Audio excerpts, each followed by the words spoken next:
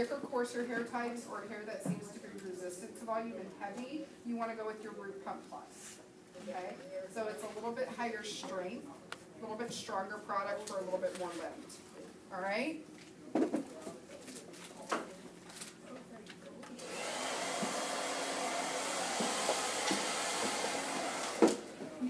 you guys know why I'm drying in the front of her head versus the back of her head? Okay, so ergonomics and body positioning. If I'm behind here and I'm trying to dry like this, look at my arms and my shoulders. That's really painful after a 12-hour day. Okay?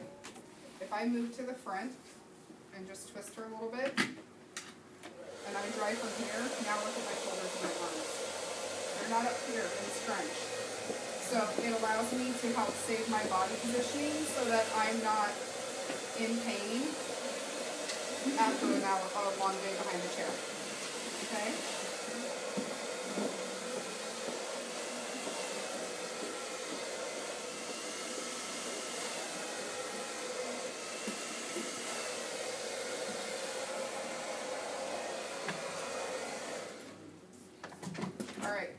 I've got the top dry, let's talk about some of our dry stylers and volumizing detailers that you're going to use once the hair is dried to really finish out and enhance the volume and look of the hair.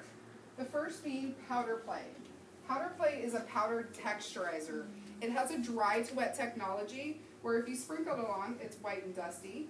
However, the minute you start working with it, it goes clear and it goes to almost a liquefied form so that it dissolves in the hair and doesn't read white or powdery. But you just want to sprinkle it into the hair. You can use a lot or a little. I always suggest using a little because you will get some seriously big hair if you sprinkle this everywhere. And then just work it through.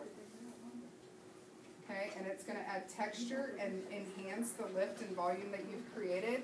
It's a good, like, 4 o'clock lifting agent, too. You have somebody who says, my hair is great until about 3, 4 o'clock, and then it always falls on me.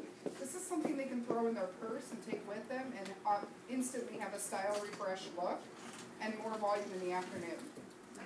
As far as stylist behind the chair, it's a great tool to help with backcombing and upstyling because that powder and the texture that it puts in the hair, I can take my comb and do just 1, 2, 3, and I've got great grip so that my back holding stays better and I can have more effective strokes with my comb or my back combing brush than just if I tried to do it on my own.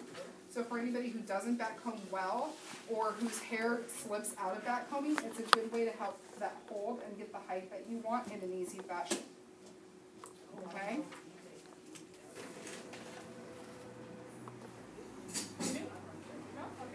All right. Flip It Over Full of Wild Spray is a powdered silicone that is designed to give volume and texture from the inside out. So you can actually flip it over, spray it in the roots, work it through, and it's going to give volume and separation and texture so that when you go to style it, see now it doesn't even want to lay down? It's going to give that all-night volume and hold. Great to take something from a corporate day look, say you wrap curled or done something with your hair to style it for the day, but you're going to immediately go out. You can throw that product in your hair, shake it up, and get a fuller, more vibrant, wild look to it. So you've gone from that day corporate look into a nighttime transition. Okay? What was it called? Flip It Over Full and Wild Spray. I have a question. Yeah. How do you differentiate? Say that again. The difference between if they do the same thing like the powder and they do the same effect. So is it for different hair types that you would use one or the other because they're the same thing? They're different feels. Okay, so it depends on somebody may like the powder feel, they may like the full and wild feel. So they feel different in the hair. The full and wild is definitely designed to be brought into the hair from the inside out and then just to kind of use everywhere. Where the powder is really more designed for the roots to give that volume and that lift. So you may determine that somebody will like the powder feel more than the full and wild. Somebody may like the spray application of the full and wild over the powder. You really can decipher them between how you want. Okay? All right. Has anybody in here used the Wet-A-Tease back comb in a bottle? Yeah? Alright, rule number 1 to this product is don't shake it. If you shake it, you haven't ruined the can. It is 5 specific resins that are layered so that they spray and distribute evenly. So if you shake it, you disrupt the layering process and how it sprays. It'll kind of give you a spinning effect where it'll pump a little bit. You want it to spray very, very smooth and cleanly. So if you have shaken it and it's spitting a little bit, just let it rest for a few minutes and then you can spray it in again. Okay? Should work just fine for you. So this product will actually backcomb the hair for you. This is great for anybody who can't backcomb their own hair, who wants extreme hold and their hair tends to fall out.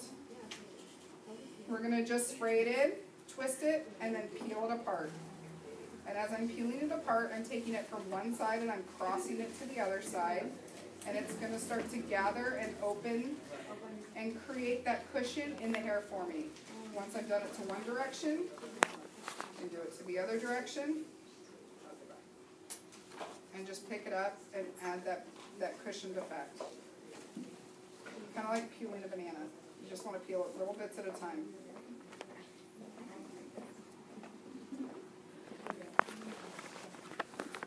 Do you see how it's kind of webbing at the base? You guys see that? Yeah? Where it's creating that cushion look. So that's going to create all that volume and backcombing for me without actually having to take a comb to it. So really good on heavy hair or hair that doesn't want to hold backcombing at all. And also really good for people who can't physically backcomb their own hair, whether their hands cramp or they have arthritis or they've just never learned the skill. Backcombing is a skill. Okay? All right. How many of you guys have ever used our hairsprays? Yeah? Alright, so let's talk hairsprays a little bit. I'm a hairspray junkie. I think hairspray is like hair crack. I can never use too much of it.